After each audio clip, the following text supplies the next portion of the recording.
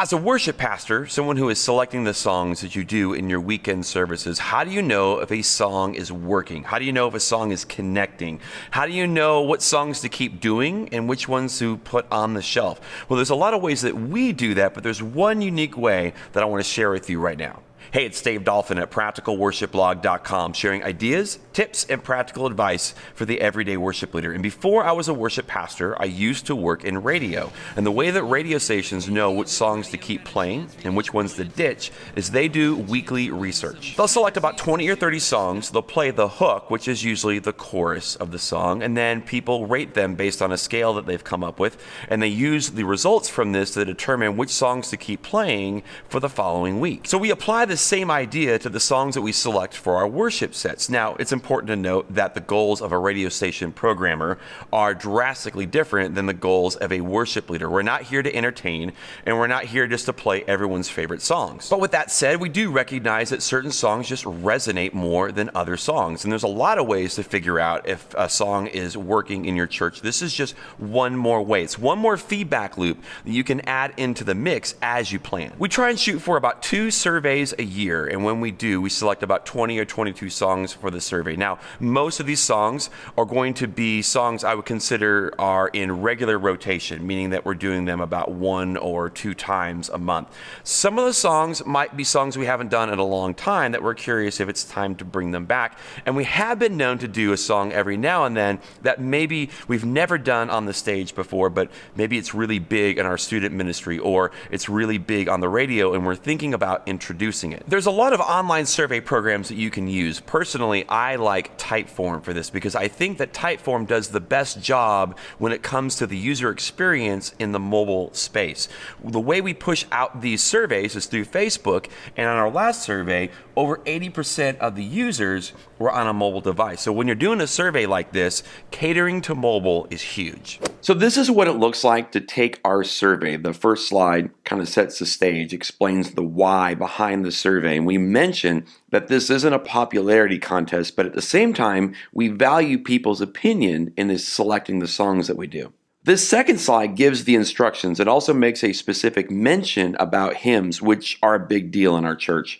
We don't include hymns as a part of the survey songs. We are only focusing on new songs.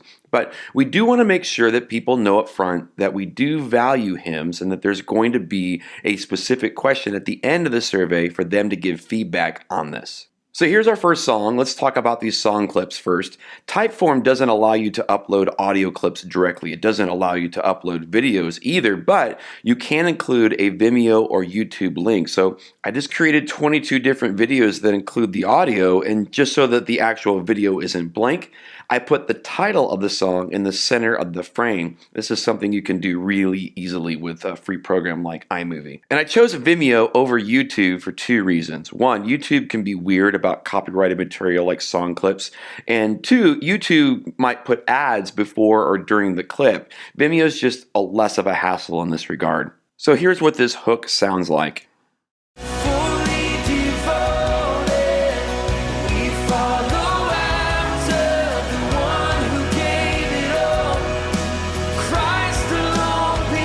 Nearly all the time, the hook should be the chorus of the song, or the most familiar part of the song. And I typically pick the chorus in the middle of the song. The first chorus is usually a down chorus, and the last chorus is usually when the band's like at 11. So that chorus in the middle is a good middle of the road to use. The only exception is those Hillsong style songs where the bridge repeats itself over and over and over as it builds to like this epic climax of energy. Oceans is a great example of this, or Sinking Deep. The goal is that you're looking for the most recognizable part of the song. Think about the section of the song where people sing out the most. So these are the options that we give people for each song. These first 2 options tell me the person likes the song and we should continue using it, although this top option helps us to prioritize which songs resonate more than others. This third option tells me that people think it's a good song, but it needs a break. We might bring it back in the future, but Right now, we need to focus on other songs. And this fourth option tells me that we missed the mark, that we thought people would like this song, but it's not working. It's not connecting. We need to pull it from the library and just try something else.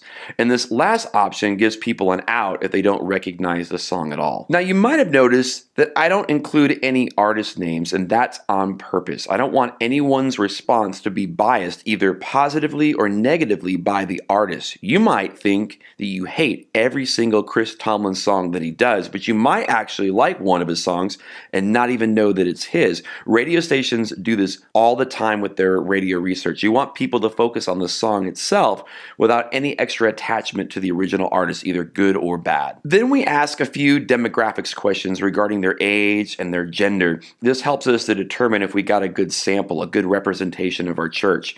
If we see that a lot of survey results came from people in their 20s, but we know that our church is mostly people in their 30s or their 40s, we need to keep that in mind as we interpret the results. Also knowing how long that they've been a member of our church helps us to interpret the results as well. The longer that you've been a member at our church, the more that you get it. You get what we're trying to do and how it fits with the overall vision of the church.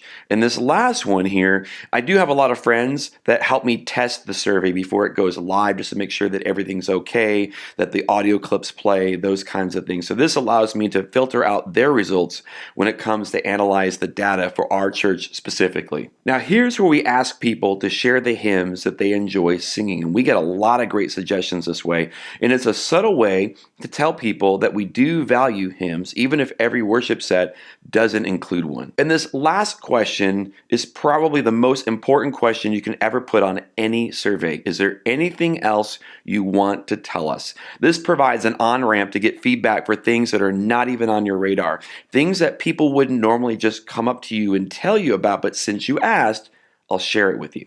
Now, next week, I'm actually going to go through all of these results and I'm going to share them with you. We're going to talk about specific songs and the results we got for those songs. Now, we're just one church. We are a modern Southern Baptist church that is stuck right in the middle of rural and urban Oklahoma City, but I think that'll be interesting nonetheless. And because I let a bunch of my worship leader friends, shout out to the Worship Leaders Plus Facebook group, I actually have a ton of data from worship leaders around the globe. And so I thought it would be fun to compare the results from our congregation to that from a bunch of worship leaders, but that's next week.